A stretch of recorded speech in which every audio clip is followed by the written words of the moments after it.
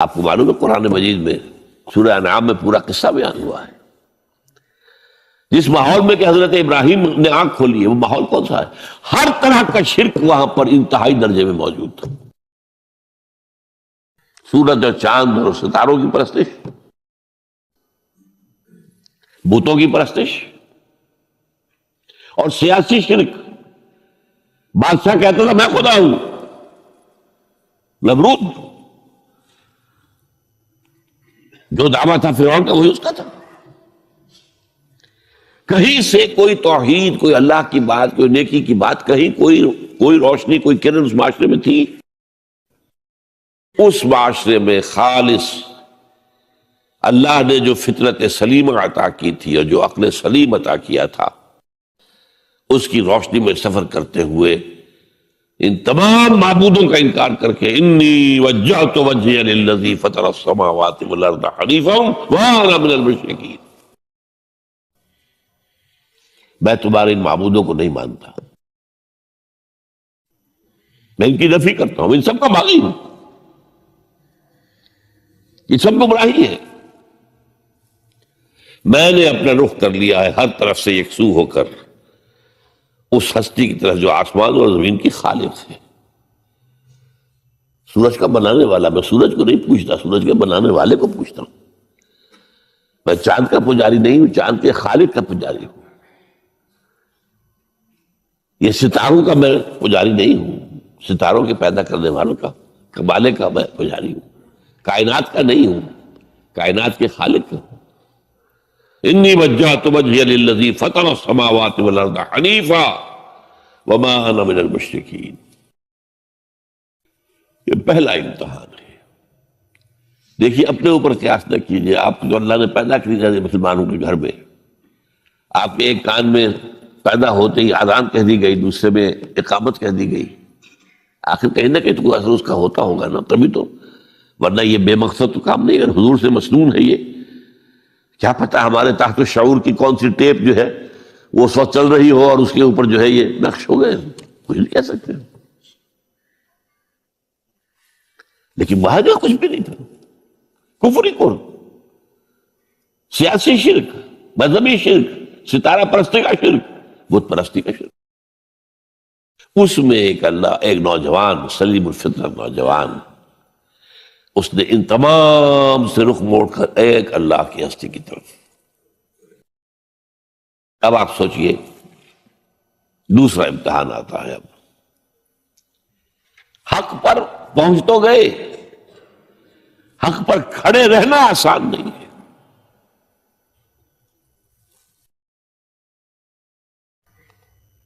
اس کے لیے امتحانات آئیں گے، آزمایا جائے گا.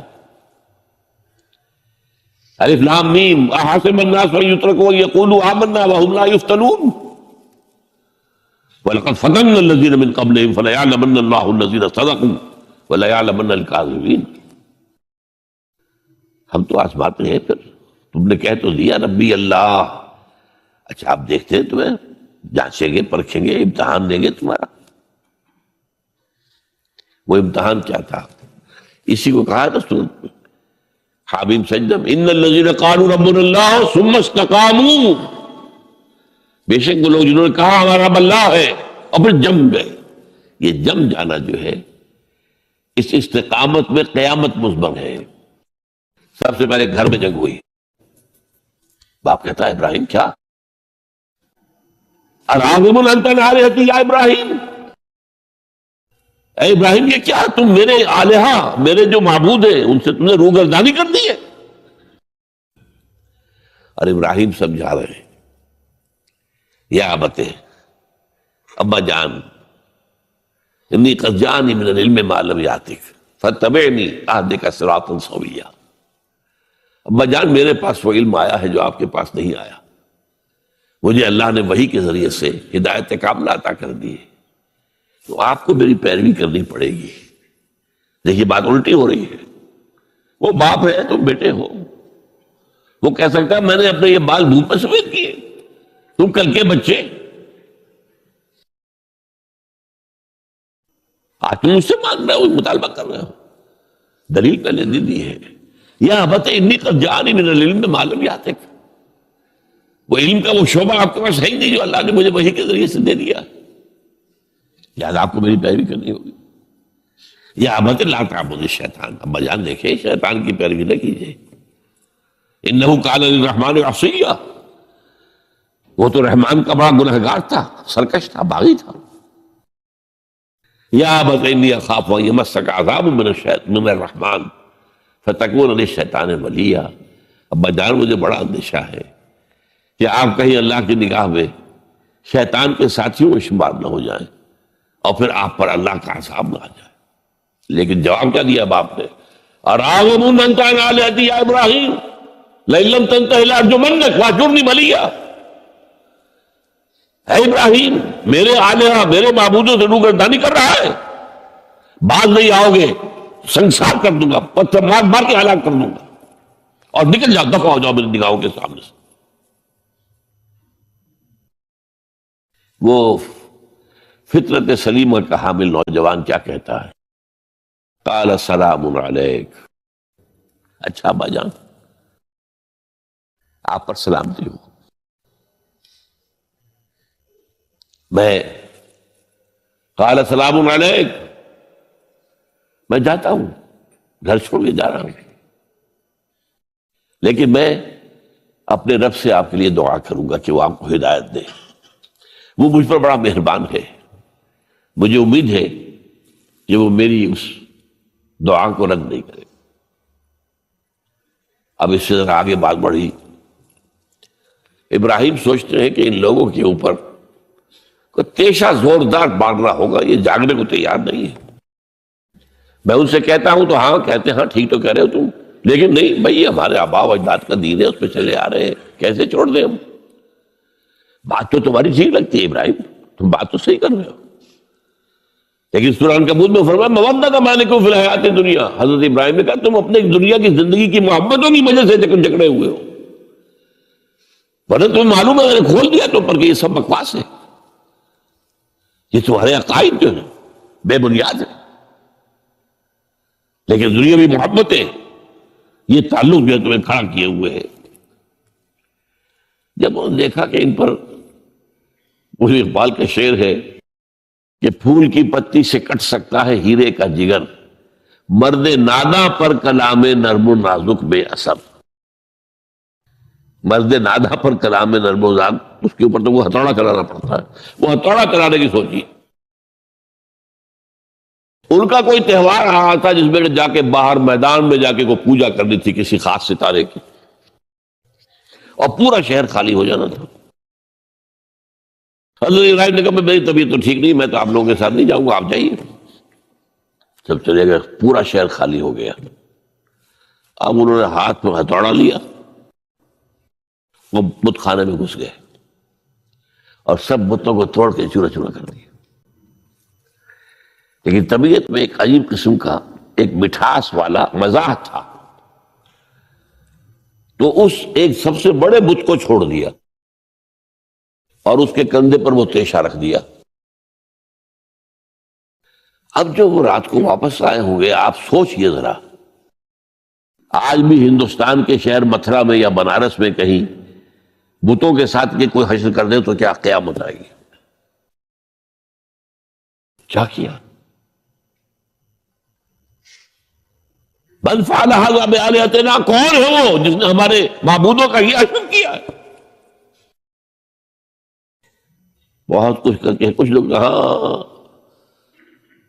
ہم سنتے تھے، ایک نوجوان جو ہے وہ کچھ ان کا ذکر کیا کرتا تھا ان بتوں کا کہ ان میں کچھ نہیں ہے، کچھ نہیں ہے، کچھ باغیانہ خیالات کا اظہار کیا کرتا تھا وہ ابراہیم۔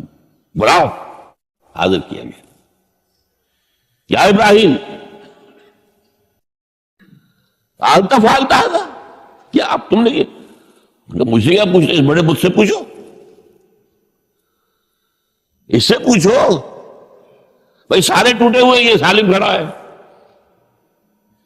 اور نمبر 2 جسے کہتے ہیں پولیس کی اصطلاح میں آلہ واردات، قتل کیا تھا تو کس چیز سے کیا تھا وہ بھی برآمد ہو گیا، وہ چھری بھی مل گئی ہے، اس پر خون کے دھبے بھی ہیں، اور آج تو آپ کو معلوم ہے کہ خون کے قطرے سے بھی پتہ چل جاتا ہے کہ کس کا خون تھا۔ جنریٹکس کے ذریعے سے، تو اس نے کیا ہوگا. کہ ابراہیم عقل کے ناخن لو، ان سے پوچھے یہ بات کرتے کوئی؟ اف لکم، تو ہے تم پر، تم پوچھتے ہو ان کو جو بات تک نہیں کر سکتے، جو اپنا دفاع نہیں کر سکتے، جو اپنے آپ کو بچا نہیں سکتے. ایک عام انسان بھی دفاع کرتا ہے اپنا. فَرَجَعُوا إِلَىٰ أَنفُسِهِمْ، اب انہوں نے اپنے اندر دلوں کی طرف دھیان کر کے سوچا کہ واقعی ابراہیم صحیح کہتا ہے. لیکن پھر لوٹے، پھر وہ عصبیت، پھر وہ آباء و اجداد کے ساتھ تعلق، پھر وہ معاشرتی نظام. انہوں نے کہا بس اس کو قتل کرو، اب اس کو ختم کر دو. یہ اس کو فیس کرنا، آپ سوچ لیجیے یہ کتنے بڑے امتحان کی بات تھی، کتنے بڑے جگر کی بات تھی. اچھا چونکہ وہاں نظام بھی تھا، بادشاہ کے دربار میں حاضری ہو گئی. ابراہیم ہم نے سنا تم ہمارے سوا کسی کو خدا مانتے ہو؟ جی ہاں. کون ہے وہ خدا؟ فرمایا میرا رب وہ ہے جو زندہ رکھتا ہے اور مارتا ہے. ربی الذی یحیی و یمیت، قال عنہ وحی یمیت، میں بھی زندہ رکھتا ہوں اور مارتا ہوں. فوراً جو ہے حکم دیا، جیل خانے سے 2 قیدیوں کو بلایا، ایک کی گردن اسی وقت مار دی، دیکھو میں نے مروا دیا کہ نہیں، ہے نہیں میرے پاس اختیار، اور ایک کا جاؤ اسے چھوڑ دی. تو میں خدا ہوا کہ نہیں؟ حضرت ابراہیم نے سمجھ لیا کہ اب یہ جس قسم کی کچھ بحثی میں آ گیا ہے، یہاں بھی کوئی ہتھوڑا چلانا پڑے گا. فرمایا فإن اللہ یاتی بالشمس من المشرق فأت بہا من المغرب، میرا رب وہ ہے جو مشرق سے نکالتا ہے سورج کو، تم خدا ہو تو ذرا مغرب سے نکال کے دکھاؤ. فبہت الذی کفر، تو وہ جو کافر تھا مبہوت ہو کر، اب کیا کہیں، آئے بائیں شائیں، فبہت الذی کفر. لیکن میں یہاں پہ جو زور دے رہا ہوں، آپ اس ہمت، اس قوت ارادی کا اندازہ کیجئے کہ جو ایک بڑے زبردست بادشاہ کے میں سامنے کھڑے ہو کر یہ بات کر رہا ہے، اور ڈٹ کر کر رہا ہے، آنکھوں میں آنکھیں ڈال کر رہا ہے. ان الذین قالوا ربنا اللہ ثم استقاموا تتنزل علیہم الملائکۃ الا تخافوا ولا تحزنوا وابشروا بالجنۃ التی کنتم توعدون. یہ کیفیت. تو پہلا امتحان تو ہے ان مادی غلافوں میں لپٹے ہوئے ہونے کے باوجود حق کو پہچان لینا. اس مادی کائنات میں گم نہ ہو جانا، اس سے ماورا، اس سے مرنتر ہو کر اس ہستی کو پہچاننا جس نے اس کو پیدا کیا. انی وجہت وجہی للذی فطر السماوات والارض حنیفا وما انا من المشرکین. پھر اس پر قائم رہنا، اور بڑے سے بڑا رزق لینا. آپ نے گھر سے نکال دیا، ٹھیک ہے چل جا رہا ہوں. قال السلام علیک ساستغفر لک ربی انہ کان بی حفیہ. موت کو فیس کیا ہے تو اس طرح کیا ہے. وہ کیسا جواب دیا ہو، کیسا، میں نے کہا ایک مذاق کا انداز تھا ان کے عمل میں کہ اس سے پوچھو. ایک صحیح سالم کھڑا، باقی ٹوٹے ہوئے، تو کہنے والا یہ سرکمسٹانشل ایویڈنس کیا ہوتا ہو. آج بھی آپ کے یہاں مقدمات کے اندر ایک سرکمسٹانشل ایویڈنس بھی تو ہوتا ہے، حالات، قرائن کی کیا گواہی ہے. تو وہ سالم میں باقی سب ٹوٹے ہوئے. دوسرے یہ کہ آلہ جو ہے اس کے پاس سے برآمد ہو رہا ہے، اس کے کندھے پر رکھا ہوا. اور پھر یہ کہ بادشاہ کے دربار میں جا کر جس طرح اس نے انکار کیا ہے اس کی خدائی کا، وہ کہا ٹھیک ہے اس کو تو اب زندہ آگ میں ڈالو اور یہ گر جائے، ختم کر دو اس کو، بسم کر دو. اچھا، اس کے لیے تیاریاں کی گئی ہے. سورہ صافات میں اس کا ذکر موجود ہے. تو اب حضرت ابراہیم دیکھ رہے ہیں کہ میرے لیے آگ کا الاؤ تیار ہو رہا ہے بہت بڑا. ایک اوپر مچان بنائی گئی ہے جہاں سے کہ ان کو پھینکنا ہے آگ میں. سب ہو رہا ہے. وہ سب یہ کس لیے کر رہے تھے؟ یہ نوجوان پہ ہوش ٹھکانے آ جائیں گے جب آگ دیکھے گا سامنے. ابھی تو کوئی آیا نہیں نا امتحان اس پر. اسی لیے قرآن میں آیا ہے کہ ہم نے ان کو ناکام کر دیا جنہوں نے کہ یہ آزمائش ڈالی تھی. حضرت ابراہیم کود گئے. اقبال کہتا ہے بے خطر کود پڑا آتش نمرود میں عشق، عقل ہے محو تماشائے لبے بام ابھی۔ دیکھیے یہ دو عقلیں ہیں، یہ سمجھ لیجیے۔ ایک عقل وہ ہے جو پہچان لے، ایک عقل وہ ہے جو آگے چلنے سے روکے۔ دیکھو بات جواب ٹھیک نہیں، تمہارا کہاں کیا کر رہے ہو، اپنی جان سے کھیل رہے ہو، جان سے چلے جاؤ گے۔ تو عقل جو ہے ایک معنی میں وہ حقیقت کو پہچاننے میں مددگار ہے، اگرچہ منزل تک نہیں پہنچا سکتی۔ گزر جا عقل سے آگے کہ یہ نور چراغ راہ ہے، منزل نہیں ہے۔ پاس چراغ رکھا ہے تو روشنی تو ہو جائے گی نا، کچھ نہ کچھ دکھا دے گی، بس یہ چراغ راہ ہے، یہ آخری منزل تک عقل نہیں پہچان سکتی۔ یہ تو فطرت انسانی ہے، قلب ہے، روح انسانی ہے، وہ پہچانتی ہے۔ اور عقل گو آستان سے دور نہیں، اس کی قسمت میں پر حضور نہیں، حاضری نہیں ہوتی وہاں۔ اللہ تک پہنچانے والی شے عشق ہے، اللہ کی محبت ہے۔ آگے چلنے سے تو عقل روکتی۔ عقل کا لفظ جو ہے وہ اس سے پہلے یقیناً کئی مرتبہ میں نے یہاں پہ بیان کیا ہوگا۔ عقل کے معنی ہے روکنے والی۔ یہ جو سعودیز جو ہے وہ اپنے سروں کے اوپر ایک باندھتے ہیں، کوئی سنہری رنگ کا ہوتا ہے، کچھ ہوتا ہے اس کو اپنے رومال کے اوپر، اس کو اقال کہتے ہیں، اقال۔ یہ ان کی پرانی بدویانہ، جب ان کو کھانے پینے کو بھی نہیں ملتا تھا، بھوکے پیاسے ننگے پاؤں ننگے بدن رہتے تھے، اس وقت ایک رواج ہے۔ ان کی ساری زندگی جو ہے گھومتی تھی اونٹ کے گرد، اونٹی کا گوشت کھا لینا ہے، اونٹی کا دودھ پی لینا ہے، اونٹ کے اوپر سواری کر لینی ہے، اونٹ کی کھال سے جو ہے وہ خیمے بنا لینے ہیں، اونٹ کے بالوں سے اپنے لیے کوئی کمبل بنا، اونٹ ہی اونٹ تھا۔ جیسے ہمارے یہاں پنجاب میں جن علاقوں کو کہا جاتا ہے جو جانگلی علاقہ، وہ بھینس ہی بھینس تھی، بھینس کا کلچر تھا وہاں، بھینس کا دودھ پی لیا، بھینس کے مکھن سے کھا لیا، لسی سے نہا لیے، اور یہ ساری چیزیں جو ہے بھینس کا گوشت کھا لیا، بھینس ہی بھینس تھی۔ اور کیا تھا؟ یہ مج کلچر تھا یہاں کا سارا، یہ جو آپ کے ہاں جانگلی کہلاتے ہیں۔ یہ تو آباد کار آئے ہیں جلندھر سے، ہوشیارپور سے، گرداسپور سے، وہ آباد کاروں نے آ کے پھر یہاں پر جو ہے وہ ساری چیزیں بتائی ہیں۔ ورنہ یار کس کو جانتے، گڑ کی نہیں جانتے، گڑ کس بلا کا نام نہیں جانتے، چینی تو بہت دور کی بات ہے،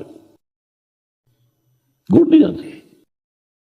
تو ان کا کیا معاملہ تھا؟ اونٹ ہے۔ اب اونٹ کا یہ ہے کہ جب بدو سواری کر کے جا رہا ہے، ایک جگہ پر اترا ہے، اسے پیشاب کرنا ہے، کچھ اور کرنا ہے، اب اس خطرے سے کہ کہیں اونٹ بھاگ نہ جائے، اس کے ایک گھٹنے کو ایک رسی سے باندھ دیتا تھا۔ اب 3 پاؤں رہ گئے، 3 پاؤں سے اچک تو سکتا ہے، وہ بھاگ تو نہیں سکتا، تو اچک کر وہ اگر کہیں کوئی آس پاس درخت ہے، کیکر کا درخت ہے، تو ناشتہ کچھ کر لے، کھا لے، کوئی حرج نہیں ہے، ایک بھاگے نا۔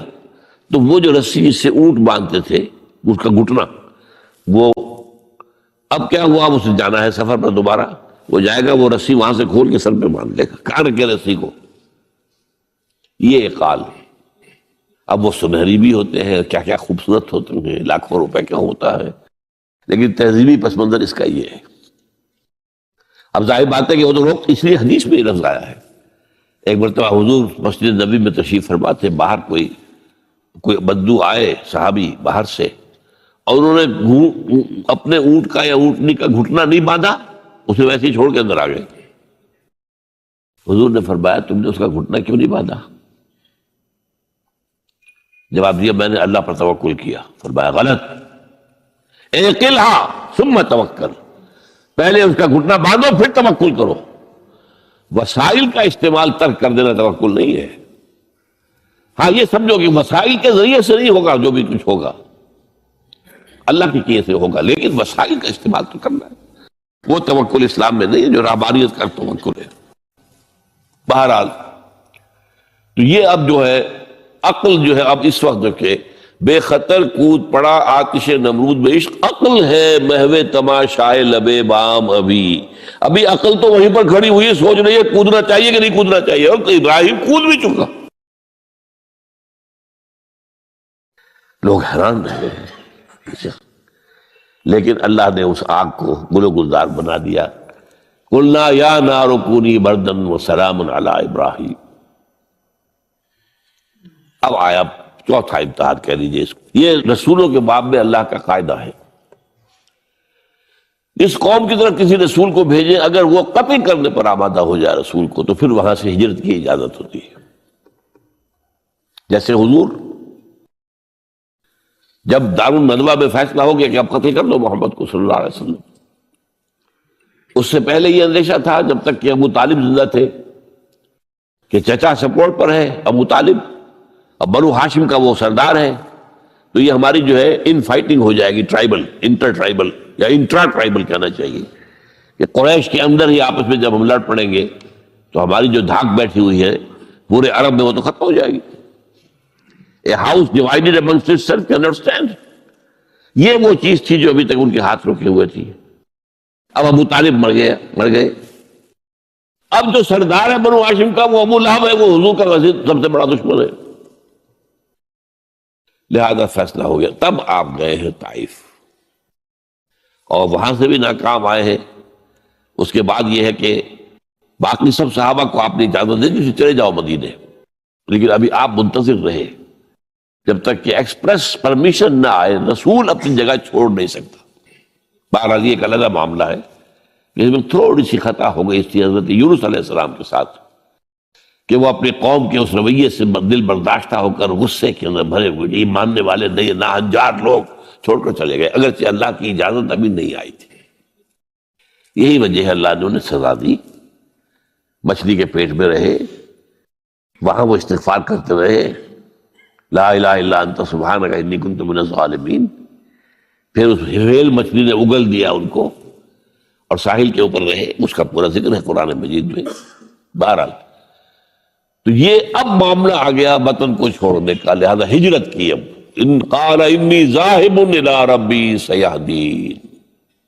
ٹھیک ہے، تم لوگوں کا حال یہ ہے، میں نے تمہیں ہر طرح سمجھایا، نرم بھی سمجھایا، گرم بھی سمجھایا، تمہارے اوپر ہتھوڑے بھی برسائے اور پھول بھی برسائے، تم کسی طرح ماننے والے نہیں ہو. اب تم میری جان کے دشمن بن گئے ہو تو ٹھیک ہے، پھر میں جاتا ہوں. انی ذاہب الی ربی سیہدین رب ہب لی من الصالحین. ایک دعا اور نکل آئی اس وقت سے، اے اللہ مجھے صالح اولاد عطا فرما. 80 برس سے تجاوز ہو چکی تھی عمر، اولاد نہیں تھی. آپ کے اپنے خاندان سے تین جو اہلیہ تھی، سارا رضی اللہ تعالی عنہ، بانجھ نہیں ہوئی، اولاد نہیں ہوئی، اللہ کی مرضی. بہرحال حضرت ابراہیم کے ساتھ ہجرت کرنے والوں میں حضرت سارا بھی تھی آپ کی اہلیہ، حضرت لوط بھی تھے آپ کے بھتیجے، اور حضرت لوط کی اہلیہ بھی تھی. یہ اہلیہ جو ہے لوط کی، یہ مومنہ تھی، یہ ساتھ انہوں نے ہجرت کی ہے. بعد میں جب انہیں اللہ تعالیٰ کے حکم سے حضرت ابراہیم نے بھیج دیا سدوم اور عمورہ کی بستیوں کی طرف، تو وہاں شاید معلوم ہوتا کوئی اور شادی کی ہے، وہ کافرہ رہی اور اس نے جو ہے حضرت لوط کے ساتھ جو ہے خیانت کا معاملہ کیا. وہ ایک علیحدہ معاملہ ہے. بہرحال اس وقت جو دعا کی رب ہب لی من الصالحین، اس کے جواب میں اللہ نے فوراً ہم نے اسے ایک غلام فبشرناہ بغلام حلیم، ہم نے انہیں بشارت دے دی ایک بہت ہی بردبار، حلیم الطبع، متحمل مزاج بیٹے کی. یہ اسماعیل کی تعریف ہے. نوٹ کر لیجیے گا، دوسرے بیٹے ہوئے حضرت سارہ کے بعد میں، ان کو کہا گیا ہے غلام علیم، عالم. حضرت اسماعیل کے لیے کہا گیا ہے غلام حلیم، بہت بڑے حلیم، متحمل مزاج، بہت بادشاہ.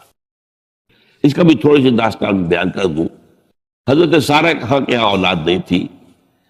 حضرت ابراہیم ہجرت کر کے آئے تھے، کہاں سے پیدا کہاں ہوئے تھے؟ شہر ار، یہ جو عراق کا اس وقت کا سب سے بڑا شہر تھا، صدر مقام تھا، وہاں پیدا ہوئے تھے. وہاں سے ہجرت کر کے کہاں آئے؟ شام میں علاقہ، خاص طور پر فلسطین کا جو ہے کنعان، یہاں آ کر آپ نے ڈیرا اپنا جما لیا. اور اس کے قریب میں ہی دو بستیاں تھیں جہاں پر کہ وہ سوڈومی والا معاملہ جو ہے آپ کو معلوم ہے، بدترین جو ہے گندگی تھی ان کے اندر، جہاں حضرت لوط علیہ السلام کو بھیجا۔ پھر انہوں نے ایک سفر کیا مصر کا، اس کی وجہ بھی سمجھ لیجئے، مصر میں اس وقت جو خاندان حکمران تھا وہ عرب تھا اصلا، وہ مصری نہیں تھے، وہ فرائضہ نہیں تھے، وہ مصر کے تھے، عرب سے آ کر لوگوں نے قبضہ کیا تھا۔ تو حضرت ابراہیم وہاں گئے، وہاں ان کی بڑی پذیرائی ہوئی۔ ایک حادثہ سا بھی ہوا کہ یہ اندیشہ تھا کہ کہیں حضرت سارہ بہت خوبصورت تھی، تو کوئی بادشاہ جو ہے، وہ بادشاہوں کے اپنے انداز ہوتے ہیں، تو کوئی جو ہے کوئی غلط حرکت نہ کرے، تو کہا کہ سارہ سے کہا کہ میں جب یہ مجھ سے پوچھے گا یہ کون ہے تو میں کہہ دوں گا میری بہن ہے، نہیں میں کہوں گا بیوی تو پھر تو وہ کہے گا ٹھیک ہے پھر یہ اب میں لیتا ہوں اس کو، بہن ہے۔ بہرحال اس میں جو بھی ہوا، اللہ تعالیٰ نے حضرت سارہ کی عزت بھی بچائی۔ وہ معجزہ دیکھا حضرت ابراہیم کی طرف سے جو اللہ نے پیش کیا، جیسے حضرت سارہ کو مصر کے بادشاہ کی اس غلط نیت سے بچائے رکھا۔ پھر اس شخص نے جو ہے اپنی بیٹی ہاجرہ یہ خدمت میں پیش کی۔ یہ ہاجرہ کنیز نہیں تھی، یہ اصل میں یہودیوں نے مشہور کر دیا ہے۔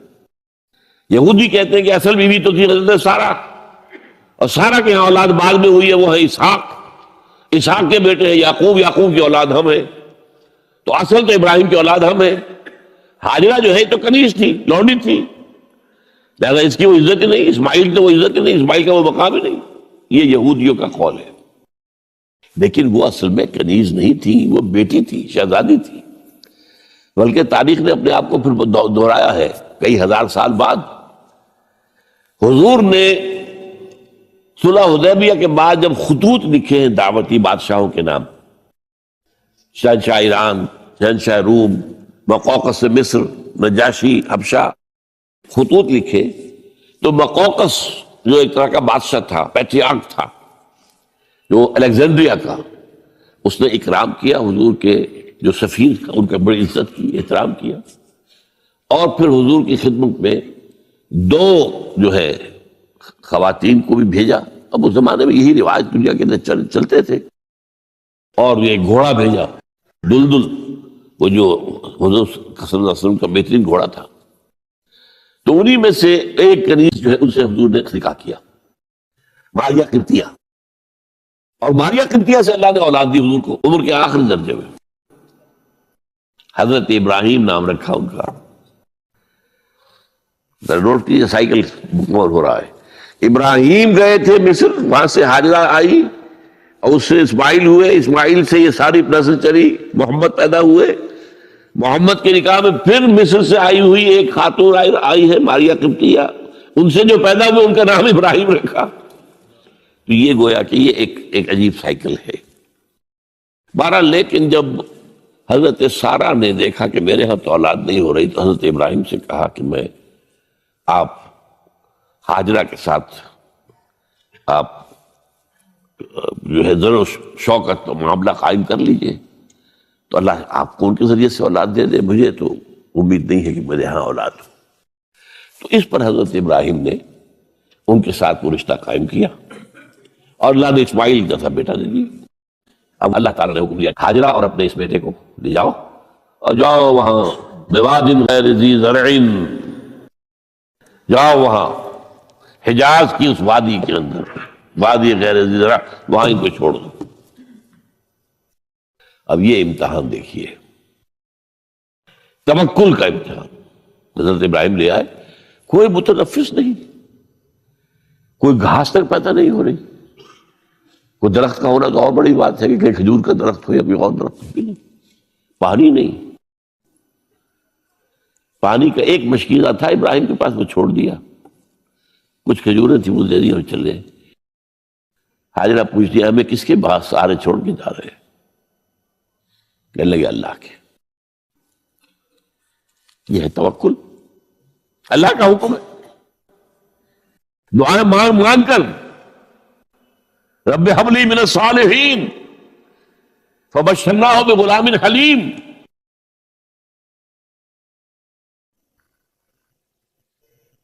اب وہ بچہ آتے رہتے تھے، چکر لگاتے تھے. فلما بلغ معه السعی، جب وہ بچہ اسماعیل ان کے ساتھ بھاگنے دوڑنے کے قابل ہو گیا، کاموں میں ہاتھ بٹا رہا ہے، 13 برس کی عمر ہو گئی ہے، نوجوان. اندازہ کیجئے 100 برس کی عمر، بوڑھا آدمی، اولاد اب تک ہوئی نہیں تھی. ایک اولاد مانگ مانگ کر دعا اس نے اللہ سے لی ہے. اب آخری امتحانات ہوا، اس سے آگے کوئی امتحان نہیں. اس بوڑھے شخص کی نخل تمنا ہری ہو رہی تھی اپنے بیٹے کو دیکھ کر.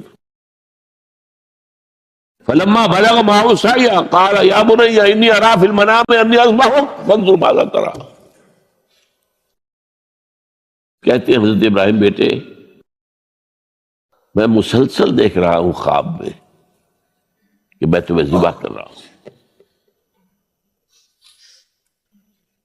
تو دیکھو غور کرو تمہاری رائے کیا ہے. نبی کا خواب بھی وہی ہوتا ہے، اس میں کوئی شیطنت جو ہے، کوئی شیاطین جن و انس کی کوئی مداخلت نہیں ہو سکتی. پھر یہ کہ پے بپے 3 دن یا بنی انی اری فی المنام انی اذبحک فانظر ماذا تری. اب جواب سنیے، وہ حلیم، یا ابت افعل ما تؤمر ستجدنی انشاءاللہ من الصابرین. ابا جان کر گزریے جو آپ کو حکم ہو رہا ہے. تومر امرتا نہیں، تومر حکم ہو رہا ہے. جب 3 دفعہ آپ کو یہ حکم ہو گیا اللہ کی طرف سے تو پھر دیر کائے پہ. یا ابت افعل ما تؤمر ستجدنی انشاءاللہ من الصابرین. آپ مجھے انشاءاللہ صابر پائیں گے. یہ وہ صابر اور حلیم ہونے کی شان ہے، جان دینے کے لیے تیار. اب یہاں بھی دیکھیے کہ یہودیوں نے اتنی تحریفیں کی ہیں. وہ ذبیح اللہ حضرت اسحاق کو کہتے ہیں. یہ بعد میں حضرت اسحاق پیدا ہوئے ہیں، 13 سال بعد، 100 برس کی جب عمر تھی حضرت ابراہیم کی تب ہوئے. اب وہ کہتے ہیں کہ ذبیح اللہ جو ہے وہ اسحاق ہے، اسماعیل تھے. مروا پہاڑی، جو مروا اور یہ موریا، وہاں پر بھی انہوں نے ایک پہاڑی کا نام رکھ دیا مروا. وہ کہتے ہیں یہاں پر اسحاق کو ابراہیم نے ذبح کرنے کی کوشش کی. سب بکواس. ایک بڑی عمدہ کتاب مولانا فراہی رحمۃ اللہ علیہ کی تھی، عربی، پھر اس کا ترجمہ ہوا، الرأی الصحیح فی من هو الذبیح. عربی بھی کتاب تھی کہ ذبیح کون تھا، اسماعیل یا اسحاق، اس کے بارے میں صحیح رائے کیا ہے. یہ اس کتاب کا موضوع ہے. تو انہوں نے تورات کے حوالے سے ثابت کیا ہے. اصل میں ہوتا کیا ہے، چور لاکھ چیزیں چھپا بھی جائے اپنی تو کہیں نہ کہیں کلو چھوڑ جاتا ہے. آخر تفتیش ہوتی ہے، پولیس والے بھی جانتے ہیں کہیں نہ کہیں سے کوئی نہ کوئی کلو جو ہے، اب ساری چیزوں کو سمیٹنا مشکل ہوتا ہے اس کے لیے.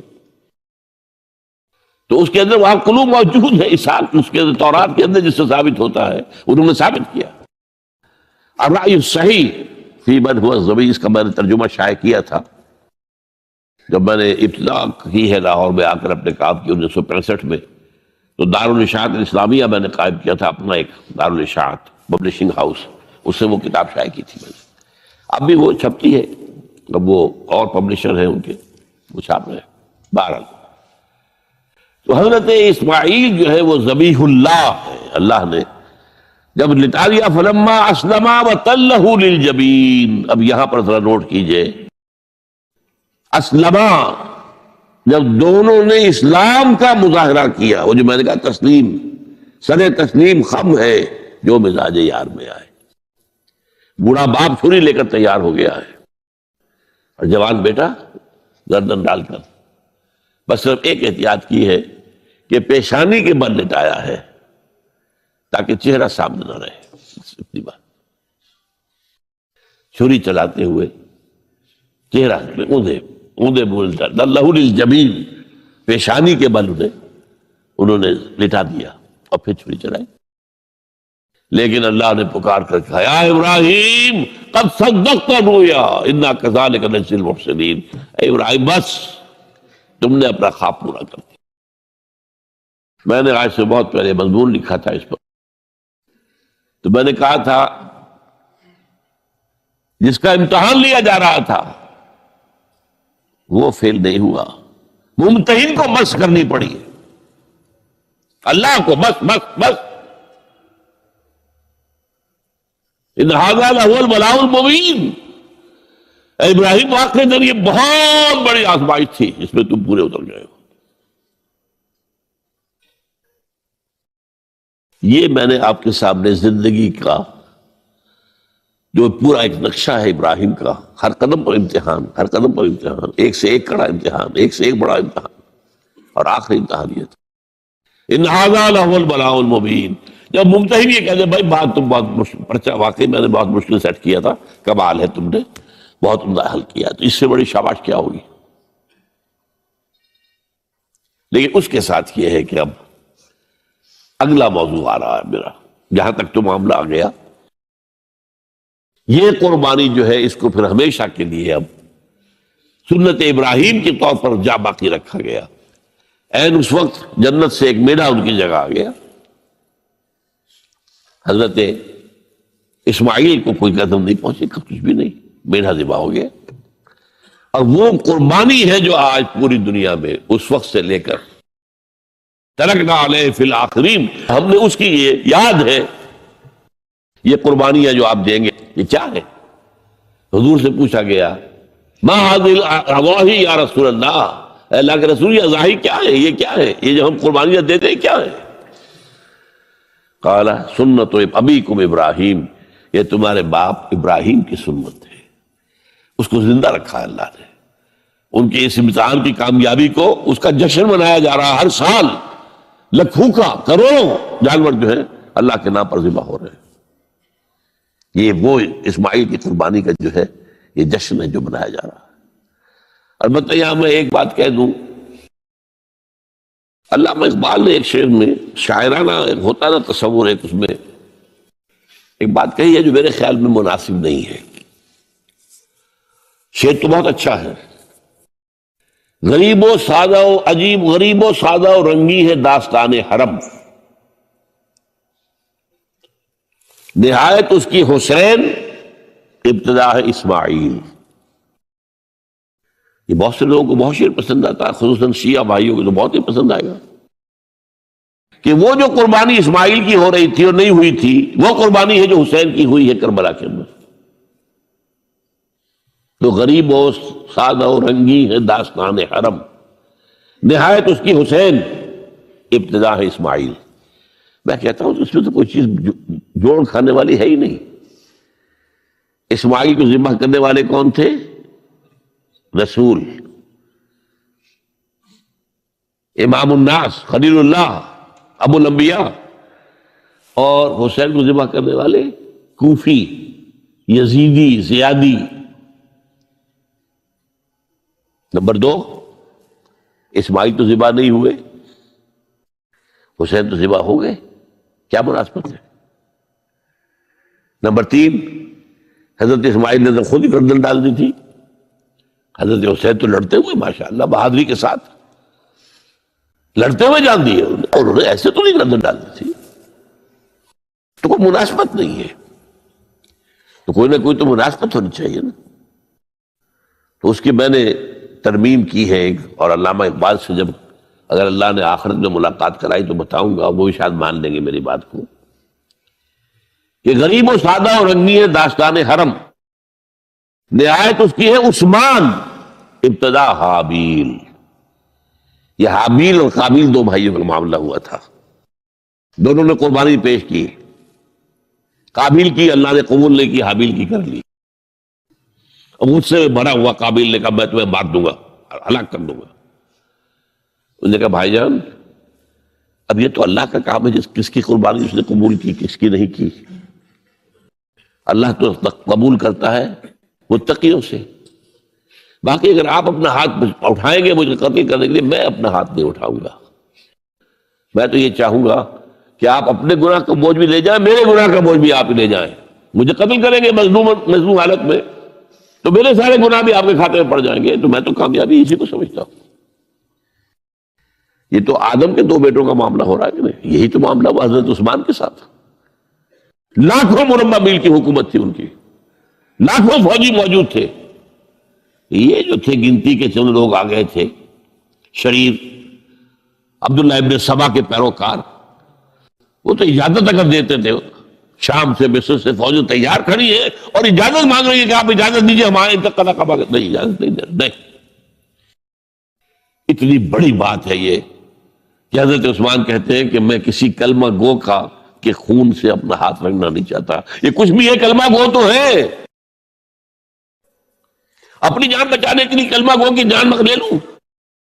جب یہ مجھے مار دیں گے پھر تم ان سے قصاص لینا، یہ پھر تمہارا کام ہوگا، میرا مجھ سے کوئی تعلق نہیں.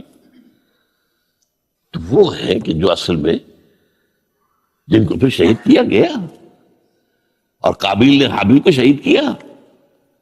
تو یہ تو مناسبت ہوئی نا کہ جس طریقے سے اس نے کہہ دیا تھا حابیل نے کہ بھائی جان میں تو ہاتھ نہیں اٹھاؤں گا، آپ جو مرضی کیجیے.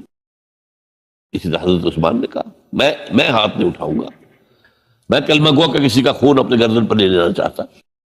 ہاں یہ جب مجھے قتل کر دیں گے پھر تم قصاص لے لینا، یہ رضا بات. تو میں نے اس شعر کو یوں کیا ہے. اب غریب و سادہ و رنگی ہے داستان حرم، پہلا مصرع یوں کا تو ہے، نہایت اس کی ہے عثمان، ابتدا حابیل. حضرت اسماعیل تو ہوئے ہی نہیں نہ شہید ہوئے نہ ذبح ہوئے، وہ تو ہوئے ہی نہیں، واقع نہیں. وہ تو ایک امتحان تھا جو اللہ نے لیا اور چھری نے کاٹا ہی نہیں. اچھا اب آئیے اس بات کی طرف. اب حضرت ابراہیم کو اللہ تعالیٰ نے ایک نیا پروجیکٹ دے دیا، ٹاسک، اسائنمنٹ. وہ یہ کہ یہ جو بیت اللہ ہے اس کی تعمیر اصلاً کی تھی حضرت آدم نے علیہ الصلوۃ والسلام. چنانچہ سورہ آل عمران میں فرمایا گیا ان اول بیت وضع للناس للذی بمکہ مبارکا وہدی للعالمین. پہلا گھر جو بنایا گیا لوگوں کے لیے وہ ہے کہ جو مکے میں ہے.